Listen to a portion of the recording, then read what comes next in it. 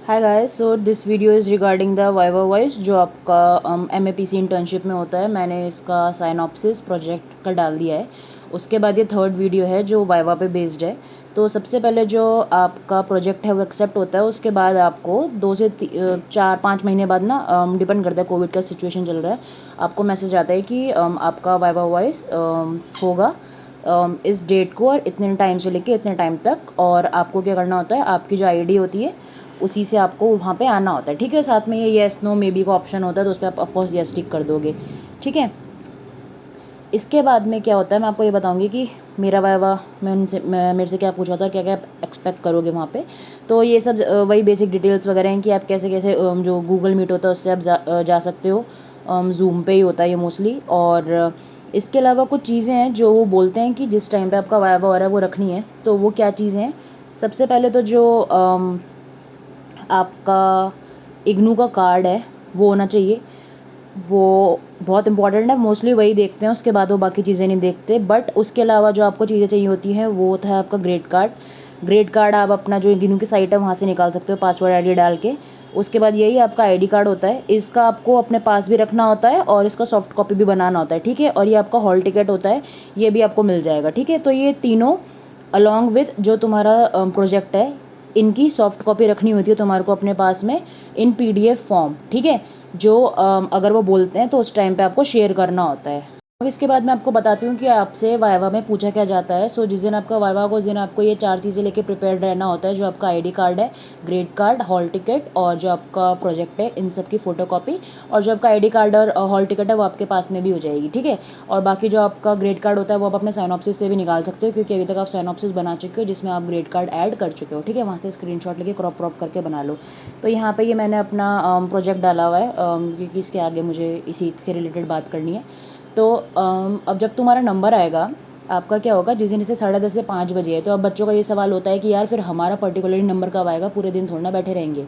तो देखो यहाँ पे ये होता है कि इग्नू में क्या होगा, सबसे पहले जब आप 10:30 बजे एंटर करोगे तो वो आपको नाम वाइज बताएंगे। ठीक है, तो वो आपको ये बोलेंगे कि हाँ आपका ये नाम है, आपको इतने बजे आना है, आपका ये नाम है, आपको इतने बजे आना है। ठीक है, इसके अलावा इग्नू में क्या होगा, एक बार आपको पता लग गया कि आपका, जैसे मान लो आपको उन्होंने बोल दिया 10:30 बजे कि हाँ आपका 2:10 पे है वाइवा। ठीक है, तो उसके बाद क्या होता है, इग्नू में ये चीज़ फैसिलिटी है कि वो आपको ना कॉल करके भी बताते हैं। पर्टिकुलर इंसान आपको एक एक बच्चे को कॉल करके बताता है कि बेटा आपका वाइवा इतने बजे है, आपको प्रिपेयर रहना है। ठीक है, तो वो जो कॉल करके बताएंगे ना, आपको उन पर श्योरिटी लेनी है। ठीक है, क्योंकि ऐसा हो सकता है कि जब आपको ऑनलाइन बता रहे थे 10:30 बजे जब आपने लॉगिन करा, तो ऐसा होता है कि कभी कभार तुमने क्वेश्चन पूछ लिया, तुम्हारे बाद एक और ने पूछ लिया, और जो आंसर तुम तक पहुंचना था वो लेट हो गया आंसर, मतलब वही नेटवर्क इशू की वजह से, और वो अगले को लग रहा है कि उसका आंसर दिया। ठीक है, तो ऐसे मिसकम्युनिकेशन हो जाता है। ठीक है, तो वहाँ पे भी ये कि 2-3 बारी क्लैरिफाई कर लो।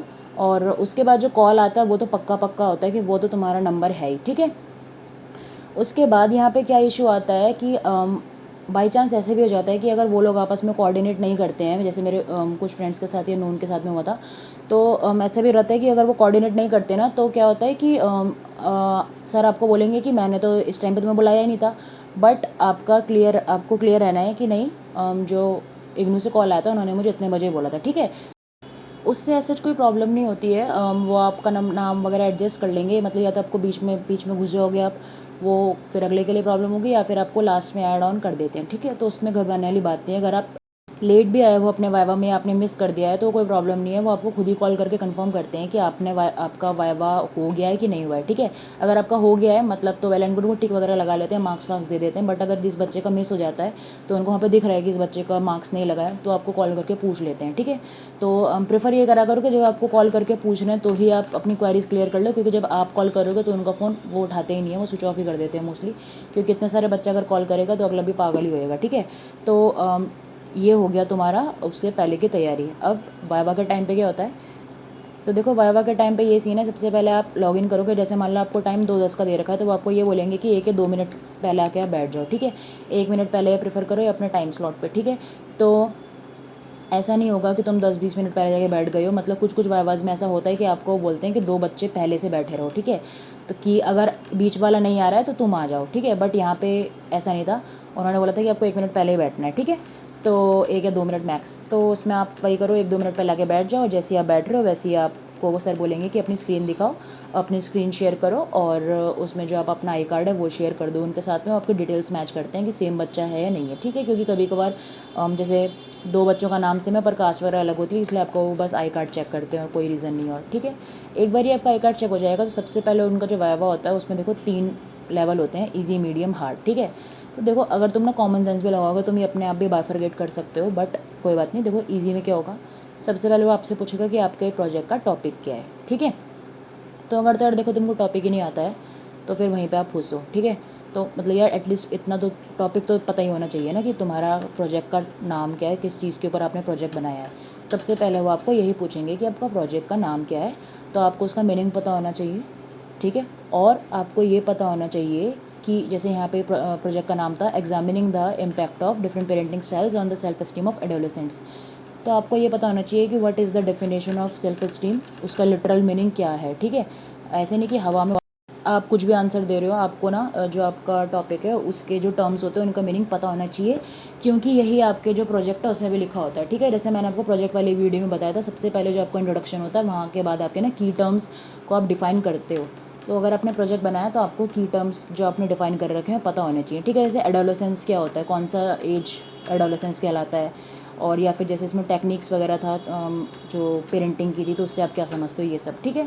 इसके बाद एक बारी आपको ये पता है कि आपका प्रोजेक्ट किस चीज़ पे है और आपने उसमें मतलब कि क्या एक्सपेक्ट कर सकते हो, वो आपसे नेक्स्ट क्वेश्चन पूछते हैं जो कि मीडियोकर है, आपका ऑब्जेक्टिव और हाइपोथेसिस, ठीक है। और सैम्पल जो होता है बेसिकली, तो सैम्पल आपको पता होना चाहिए क्योंकि आपने ही करा है उन पे, बच्चों पे या जिस पे भी करा है आपका सैम्पल आपको पता होना चाहिए कितना लिया, कहाँ से लिया, ठीक है। और उसके बाद में जो आपका ऑब्जेक्टिव है वो आपको पता होना चाहिए।